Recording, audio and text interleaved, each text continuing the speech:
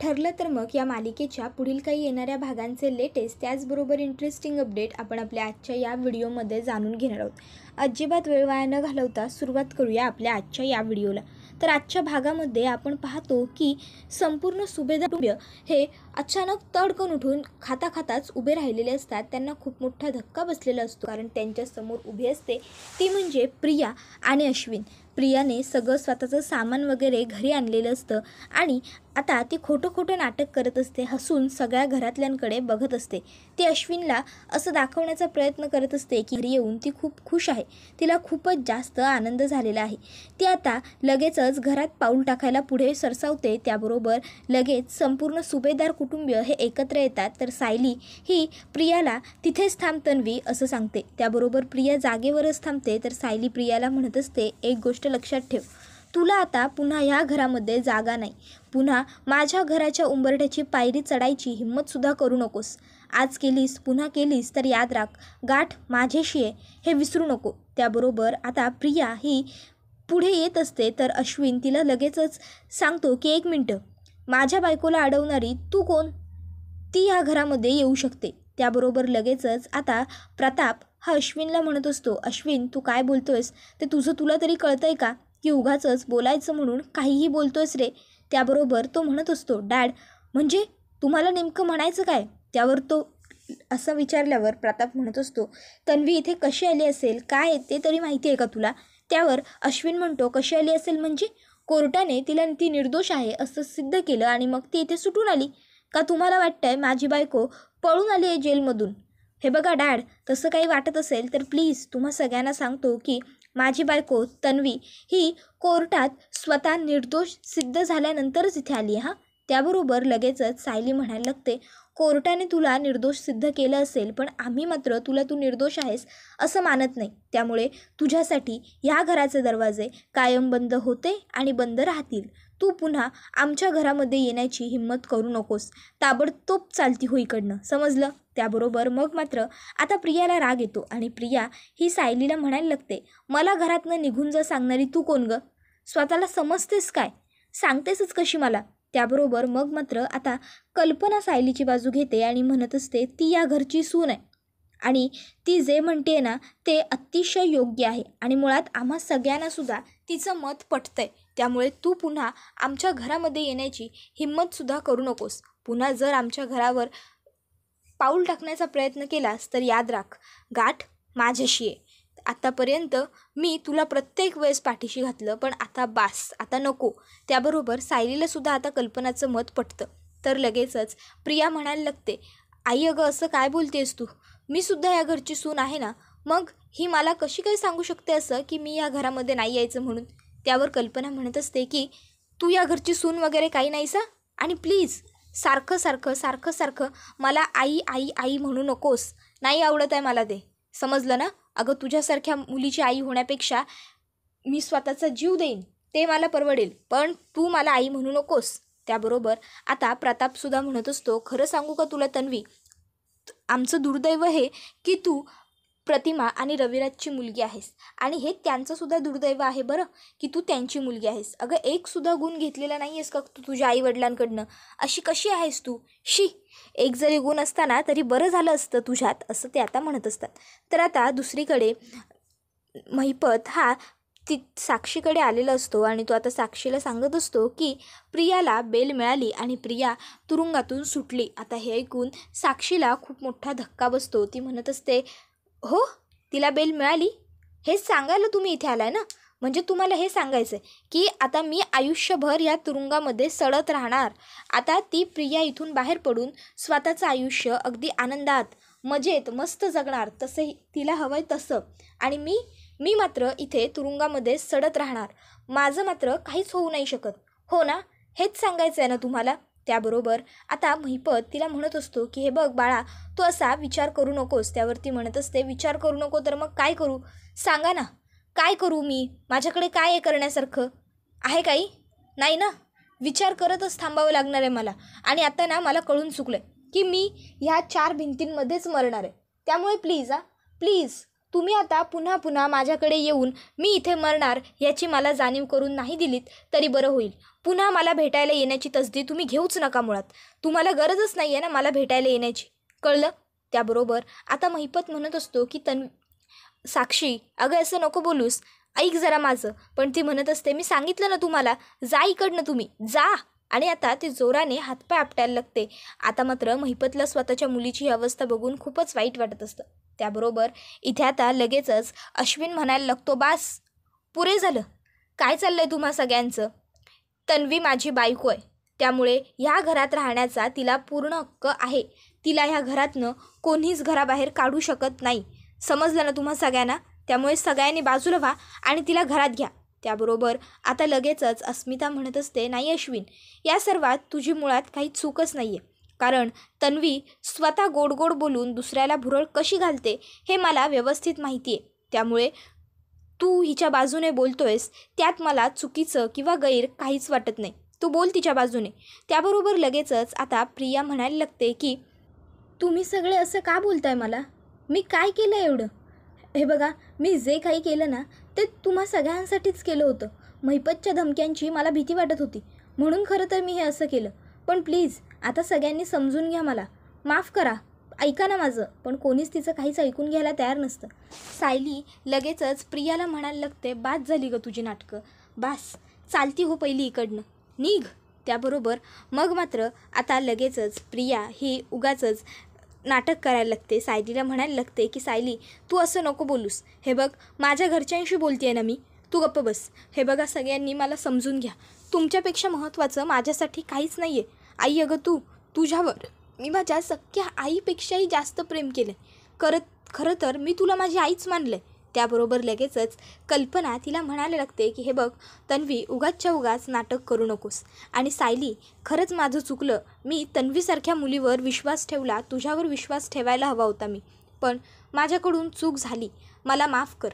त्याबरोबर आता पुढे ती सायलीला असंही सांगत असते की सायली हे बघ, तू काळजी करू नकोस, मी आहे तुझ्याबरोबर, कायम आहे. त्याबरोबर सायली आता कल्पनाचं हे बोलणं ऐकून खरोखर खूप सुखावते.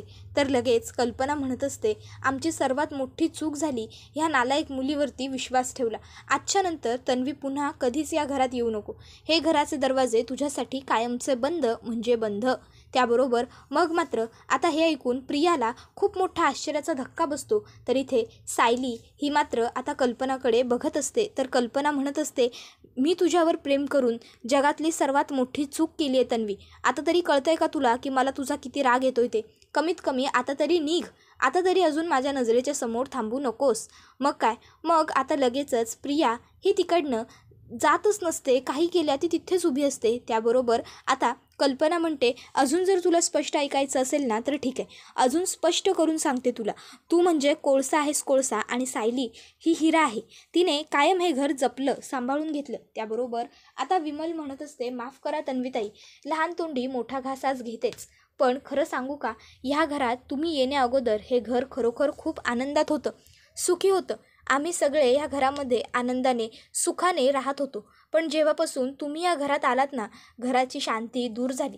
आता हात जोडून पाहिजे तर पाया पडून सांगते, पुन्हा या घरात येऊ नका आणि या घरामध्ये शांतता आहे ती भंग करू नका. त्याबरोबर आता अर्जुनसुद्धा म्हणत असतो, अरे अश्विन, तुला माहीत नाही आहे का, ही मुलगी ह्या घरामध्ये येण्या अगोदर आपल्या सुभेदार फॅमिलीकडे लोक आयडियल फॅमिली म्हणून बघायचे, आयडियल फॅमिली होतो आपण. आणि जेव्हापासून तुझी बायको ह्या घरामध्ये लग्न करून आली, घरात फक्त भांडणं, फक्त क्लेश, फक्त वाद, राग, रुसवे फुगवे. त्याबरोबर आता लगेचच प्रिया म्हणत असते, अरे किती राग करताय तुम्ही सगळे माझा, इतका राग नका करू. मी सांगते ना तुम्हाला सगळ्यांना, माझं चुकलं म्हणून मी नको विश्वास ठेवायला हवा होता, पण माझ्याकडे खरंच पर्याय नव्हता. मला वाटलं की हे सगळं जर मी नाही केलं तर तो महिपत तुमच्या जीवावर उठेल, तुम्हाला कोणाला काही करेल. आणि मला सांगा, माझ्या आयुष्यात तुमच्या सगळ्यांपेक्षा महत्त्वाचं काय आहे? मी विश्वास ठेवला त्या महिपतवरती, ही माझी सगळ्यात मोठी चूक झाली. मी तुम्हा सगळ्यांना विश्वासात घेऊन हे सगळं सांगायला हवं होतं. त्याबरोबर अर्जुन म्हणत असतो, तन्वी अगं कमीत कमी ज्या थापा मारतेस त्या खऱ्या तरी वाटतील, अशा मार, अगं तू आम्हाला सांगतेस की तो महिपत आम्हाला मारणार होता आणि त्याने आम्हाला मारलं असतं, सगळ्यांना काहीतरी केलं असतं आणि मी फक्त गप्प असा बसून बघत राहिलो असतो हो ना, की तो महिपत कधी येतोय, कधी माझ्या माणसांना, कधी माझ्या फॅमिलीला त्रास देतोय, कधी त्यांना मारतोय, हो ना, असंच म्हणायचं आहे तुला? युजलेस. अगं कमीत कमी विचार तरी कर ना खोटं बोलताना, की तू कोणासमोर आणि काय खोटं बोलती असते. त्याबरोबर आता लगेचच सायली म्हणत असते, पुरे झालं, बास, सारखा सारखा तमाशा व्हायची काहीच गरज नाही आहे. प्रिया तू इकडनं चालती हो, निघ इकडनं. त्याबरोबर आता लगेचच प्रिया ही कल्पनाच्या पायांवर पडते आणि कल्पनाला म्हणत असते, आई मला माफ कर, माझं चुकलं. अगं खरंच खरंच सांगते, माझं चुकलं, पण आता मला सुधारायचं आहे. मला एक संधी तरी दे ना. हे बघ, आता तू मला संधी नाही दिलीस तर मी काहीच नाही करू शकत, पण मला जर तू संधी दिलीस तर मी तिचं सोनं करू शकते. मला माफ कर. त्याबरोबर आता कल्पना प्रियाला स्वतःच्या पायांपासून दूर लोटते आणि म्हणत असते, लांब हो माझ्यापासून, आणि अजिबात पुन्हा माझ्या पायांवर वगैरे स्वतःचं डोकं ठेवायची गरज नाही आहे. मी तुला माफ वगैरे तर नाहीच करू शकत, उलट मला ना तुझं तोंड बघण्याची सुद्धा इच्छा नाही आहे. त्यामुळे ताबडतोब चालती हो. त्याबरोबर आता अश्विन हा लगेचच प्रियाला उचलून उभं करतो आणि म्हणत असतो, तन्वी अगं काय करतेस तू हे? तर प्रिया सर्वांच्या समोर हात जोडून नाटकं करत असते, मला माफ करा प्लीज, हवं तर मी तुमच्या पाया पडते, तुम्ही जे सांगाल ना ते करायला तयार आहे मी, पण प्लीज प्लीज मला घराबाहेर नका काढू, प्लीज समजून घ्या मला, प्लीज. त्याबरोबर आता प्रताप म्हणत असतो की समजून घ्या हा शब्दच तुझ्या तोंडात शोभत नाही गं. आतापर्यंत तू खूप चुका केल्यास, खूपच चुका केल्यास आणि आम्ही सगळे तुला समजून घेतच आलो आहे. पण आता जर पुन्हा तू आम्हाला तुला समजून घ्या असं शब्द बोलायला जाशील तर मग मात्र तुला समजून घेता नाही येणार, आम्हाला घेऊ शकत नाही आम्ही तुला समजून आता. कारण आता तू खूप नाटक करून झालेलं आहे आणि आम्ही तुला खूप वेळा माफही करून झालेलं आहे. बाद झाला आता. आता पुन्हा माफ करा हा शब्द तुझ्या तोंडात उच्चारू नको, कारण आम्हाला तुला माफ करण्याचे गट्स उरलेलेच नाही आहेत. आता तू इकडनं गेलीस तर बरं होईल, तुझा खूप अपमान ऑलरेडी झाला आहे, आणखीन करून घेण्यापेक्षा निघ. त्याबरोबर प्रिया हात जोडते आणि म्हणत असते, असं काय करताय बाबा? आजपर्यंत तुम्ही मला समजून घेतालाय, मुलगी मानलंय ना मला, मग असं मुलीला हकलवून कसं देताय? अस्मिता अगं तू तरी समजून घे मला, तू तर माझी बेस्ट फ्रेंड होतीस ना. त्याबरोबर अस्मिता म्हणत असते, ते माझं दुर्दैव. उलट खरं सांगू का तुला इकडनं ताबडतोब हकलायला पाहिजे. तुझा आवाज तरी माझ्या बाळाच्या कानावर पडतोय, हे त्याचंही दुर्दैव. त्याला असं कळायलाच नको की ह्या जगात तुझ्यासारखी इतक्या आथल्या गाठीची माणसंसुद्धा राहतात. शी, खरंच तन्वी लाज नाही वाटली ना तुला हे सगळं करताना? अगं हे करून तुला मिळालं तरी काय? सगळ्यांना फसवलंस, विश्वासघात केलास तू आम्हा सर्वांचा. अश्विन तू हिच्यावर विश्वास ठेवून खूप मोठी चूक करतोयस. त्याबरोबर अश्विन आता लगेचच तिला म्हणायला लागतो, रडू नकोस तू तन्वी, रडू नकोस, शांत हो. त्यावरती म्हणत असते, अश्विन अरे कशी शांत हो? बघतोयस ना घरातले सर्वे मला कसं घालून पाडून सतत वाईट वाईट बोलतायत ते. नाही सहन होत आहे मला हे सर्व, आता खूप दुःख होतं आहे मला, ह्या गोष्टींचं वाईट वाटतंय. त्याबरोबर मूर्ख अश्विन अजून प्रियाला भुली पडत असतो आणि तो प्रियाच्या इतक्या नादात वेडा झालेला असतो की त्याला त्याचीच सगळी फॅमिली चुकीची वाटत असते.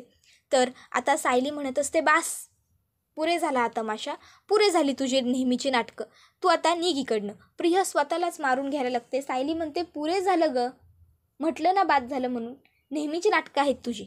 तुला काय वाटलं नेहमीची नाटकं करशील आणि आम्ही सगळे पुन्हा त्या नाटकांमध्ये फसू? नाही नाही, पुन्हा आम्ही कोणीच या नाटकांना बळी पडणार नाही आहोत. त्यामुळे तू उगाच चौगाच आता सीन क्रिएट करू नकोस, गप्प बस, बास. त्याबरोबर मग मात्र आता प्रिया ही खरोखरच गप्प बसते. तर सायली म्हणत असते, निघ इकडनं, चल, चालती हो. आणि ती आता सायलीला खरोखरच तिथनं हकलवून लावत असते. तर आता सायली ही ऐकून घेत नसते, घरातलं कोणीच काहीच ऐकायला तयार नसतं. त्यामुळे प्रिया आता हात जोडते आणि हात जोडून ती आता माफी मागायला लागते की प्लीज मला माफ करा प्लीज, पण कोणीच तिचं काहीच ऐकत नसतं. त्यानंतर पुढील भागात आपण पाहतो की आता सायलीने प्रियाचं सगळं सामान उचलून घराच्या बाहेर फेकून दिलेलं असतं आणि तिला म्हणत असते, आता मी तुझं फक्त सामान फेकलं, त्यावरून तुला तुझी लायकी कळली असेलच ना, मग कमीत कमी आत्ता तरी जर तुला लायकी तुझी समजली असेल या घरात काय उरले, तर निघ, चालती हो, पुन्हा या घराकडे बघूसुद्धा नको.